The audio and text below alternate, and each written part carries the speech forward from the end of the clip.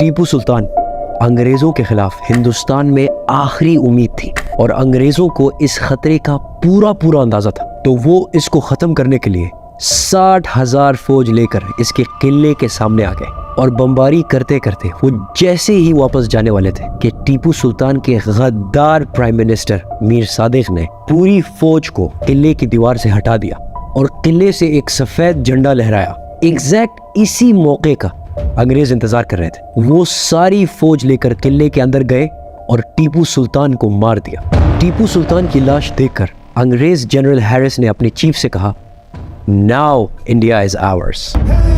टीपू सुल्तान के वालिद अनपढ़ थे, लेकिन वो अपने बेटे को आला तालीम देना चाहते थे। तो इन्होंने टीपू सुल्तान के लिए फ्रांस से फॉरेन ट्यूटर्स मंगवाए और मॉडर्न तालीम के साथ साथ दीनी तालीम भी थी। टीपू एक हैंडसम, बहुत ही highly educated and well trained teenager बना और बहुत ही जल्द हैदर इसे सिर्फ 15 साल की उम्र में अपने साथ जंगों में एज एन एडवाइज़र लेके जाना शुरू हुआ और बहुत जल्द हैदर हिंदुस्तान के सबसे ताकतवर रूलर्स में से एक बन गया। टीपू सुल्तान एक बहुत ही नेक मुसलमान था और अपनी एडमिनिस्ट्रेशन में हिंदुओं को पूरी नुमाइंदगी दी थी। लेकिन बाद में जब अंग्रेज जंग जीत गए, इन्होंने टीपू सुल्तान को एक जालिम हुक्मरान के तौर पे पेश किया और कहा कि कैसे हमने मैसूर को एक जालिम हुक्मरान से बचाया। Tipu Sultan modern rocket system के सबसे बड़े इनोवेटर थे और जब ये नवाब बने तो इन्होंने पर कैपिटा इनकम, मतलब एक आम आदमी की कमाई को 5 गुना बढ़ा दिया। इन्होंने मैसूर की सिल्क इंडस्ट्री को भी लॉन्च किया और मैसूर में टेक्सटाइल इंडस्ट्री का बूम आ गया। इन शॉर्ट, इनकी लीडरशिप में मैसूर एक बहुत ही बड़ी इकोनॉमिक और मिलिट्री ताकत बन गया। टीपू सुल्तान को बहुत जल्द समझ आ गया था कि अंग्रेज हिंदुस्तान के लिए एक बहुत बड़ा थ्रेट है। इसी वजह से इनकी जिंदगी का सबसे बड़ा मिशन हिंदुस्तान को अंग्रेजों की गुलामी से छुड़ाना था। अब टीपू सुल्तान का प्लान बड़ा सिंपल था, किसी तरीके से अपने एम्पायर को एक मजबूत एम्पायर बनाओ और किसी तरीके से इन जालिम अंग्रेजों को हिंदुस्तान से भगाओ। तो इसने पूरी दुनिया के लीडर से मदद मांगी, Mughals, Ottomans, China, Persia, Oman, सबसे।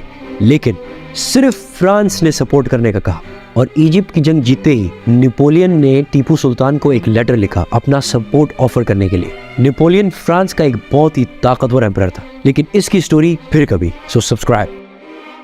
वो लेटर टीपू सुल्तान को पहुंचने से पहले ही अंग्रेजों के एक जासूस के हाथ लगा और उनको पता चल गया कि नेपोलियन और टीपू सुल्तान इनको भगाने का प्लान बना रहे और इन्होंने टीपू सुल्तान के खिलाफ एक बहुत बड़ी आर्मी तैयार कर और 5 अप्रैल 1799 को अंग्रेज with the help of Nizams and Marathas 60,000 फौज लेके टीपू सुल्तान के किले के सामने आ गए।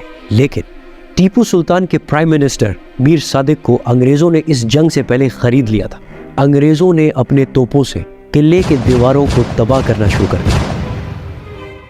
बहुत दिन गुजरने की वजह से अंग्रेजों की फौज के पास खाना खत्म हो गया था और वो भूख से वापस जाने ही वाले थे कि एक दिन मीर सादिक की रहनुमाई में अंग्रेजों ने टीपू सुल्तान के वफादार जनरल को मार दिया और ये मौका देखते ही गद्दार प्राइम मिनिस्टर मीर सादिक ने टीपू सुल्तान की पूरी फौज को इस रास्ते से हटा दिया। एग्जैक्ट इसी मौके का अंग्रेजों को शिद्दत से इंतजार था। वो फुल फ्लेज फोर्सेस लेके किले में घुस गए। टीपू सुल्तान के एक फ्रेंच एडवाइजर ने आके कहा, सर प्लीज आप यहाँ से जाएं और दूसरे किले में बना लें। लेकिन टीपू सुल्तान ने उसे देख के कहा, जनरल, शेर की एक दिन की जिंदगी गीदड़ की 100 साल की जिंदगी से बेहतर है, और अपनी तलवार निकाल के अपनी फौज को ज्वाइन किया। लेकिन मीर सादिक ने टीपू सुल्तान को एक बंद कमरे में लॉक करके अंग्रेजों के हवाले किया, जिसकी वजह से अंग्रेजों ने उसे शहीद कर दिया। लेकिन इस गद्दारी का मीर सादिक को कोई फायदा नहीं हुआ, क्योंकि बाहर निकलते ही एक मैसूरी फौजी ने मीर सादिक को भी कत्ल कर दिया। मैसूर के लोगों ने, इंक्लूडिंग बच्चे, बूढ़े, औरतें, सब ने मीर सादिक की लाश को कब्र से निकाला, उसके टुकड़े किए और एक जगह पे लटकाया। 2 हफ्ते तक पत्थर और जूतों से इसकी लाश को मारते रहे। आखिरकार नई ब्रिटिश गवर्नमेंट को इसकी लाश बचाने के लिए अपनी फोर्स भेजनी पड़ी।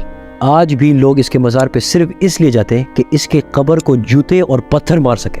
टीपू सुल्तान को मार के अंग्रेज इतने खुश हुए कि इन्होंने पूरे ब्रिटिश एम्पायर को एज अ सेलिब्रेशन छुट्टी दे दी। क्योंकि टीपू सुल्तान अंग्रेज़ों के खिलाफ हिंदुस्तान की आखिरी उम्मीद थी और इनके तोप आज भी इंग्लैंड में एज अ ट्रॉफी रखे हुए। और इनकी शहादत पे अंग्रेज जनरल हैरिस ने अपनी चीफ से कहा, नाउ इंडिया इज आवर्स, अब इंडिया हमारा है।